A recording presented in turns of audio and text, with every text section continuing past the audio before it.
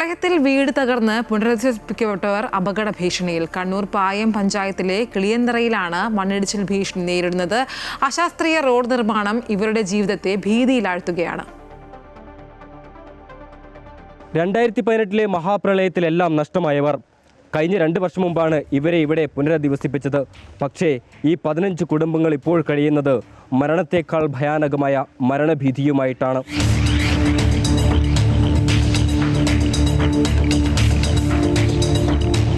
കൂട്ടുപുഴ വളവുപാറയിൽ താമസിച്ചിരുന്ന 15 കുടുംബങ്ങളെയാണ് 2 വർഷം മുമ്പ് ഇവിടെ പുനരധിവസിപ്പിച്ചത്.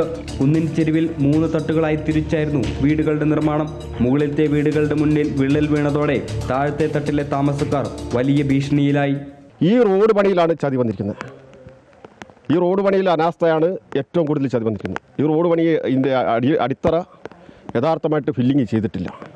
കഴിഞ്ഞ വർഷം ഈ റോഡ് അമർന്നപ്പം തന്നെ ഞാൻ പറഞ്ഞതാണ്, ഈ റോഡ് അമരുന്നുണ്ട്, ഇതിൻ്റെ അടി ഫില്ലല്ല, ഇതിൻ്റെ ഉള്ളിൽ കല്ലുകളില്ലാണ്ട് ഈ റോഡ് അന്തരീക്ഷത്തിലാണ് നിൽക്കുന്നത്, ആ കോൺക്രീറ്റിന് സിമെൻറ്റിൻ്റെ ബലത്തിലാണ് നിൽക്കുന്നത് എന്ന് ഞാൻ പറഞ്ഞിരുന്നു. എന്നിട്ട് പോലും ഇവർക്ക് ആർക്കും ഒരു തീരുമാനം എടുക്കാൻ പറ്റിയിട്ടില്ല. ഓരോ ദിവസം കഴിയുന്തോറും അപകടസ്ഥിതി ഗുരുതരമാവുകയാണ്. ദൃശ്യങ്ങളിൽ കാണുന്നത് പോലെ ഏകദേശം 40 അടി ഹൈറ്റിലാണ് ഈ മതിൽ തീർത്തിരിക്കുന്നത്. ഈ കുടുംബങ്ങൾ പാർക്കുന്ന സ്ഥലത്ത് നിന്ന് ഏകദേശം 1 മീറ്റർ മാത്രമാണ് ദൂരമുള്ളത്. ഏകദേശം 15ഓളം വീടുകളാണ് ഇത്തരത്തിൽ ഗുരുതരമായ അപകട ഭീഷണി നേരിടുന്നത്. വിശ്വസിച്ച് നിൽക്കാൻ പറ്റില്ല. കാരണം ഇതിൻ്റെ അടി ഒരു ദിവസം ചെല്ലുന്നിടത്തോളം വിളിച്ച് അകന്ന് വരികയാണ്. ഈ സാറിനോട് തന്നെ ചോദിക്കുക. സാർ എന്നെ പറയുന്നു ഇന്നലത്തേതിലും അകൽച്ച കൂടുതലാണ്, വിളിച്ച കൂടുതലാണെന്ന് സാർ തന്നെ പറയുന്നു.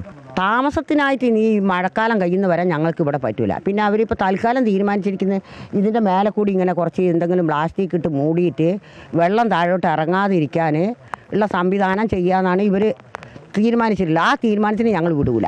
വൃദ്ധരും രോഗികളും കുഞ്ഞുങ്ങളും ഉൾപ്പെടെ 100-ലധികം താമസക്കാരാണ് സ്ഥലത്തുള്ളത്. പലരോടും പറഞ്ഞു, ആരോട് പറഞ്ഞിട്ടും കാര്യമില്ല. മഴ കുറയുമ്പോൾ താഴോട്ട് പോകും. മണ്ണിടിയാതിരിക്കാൻ പ്ലാസ്റ്റിക് ഷീറ്റ് വിരിച്ചിട്ടുണ്ട്.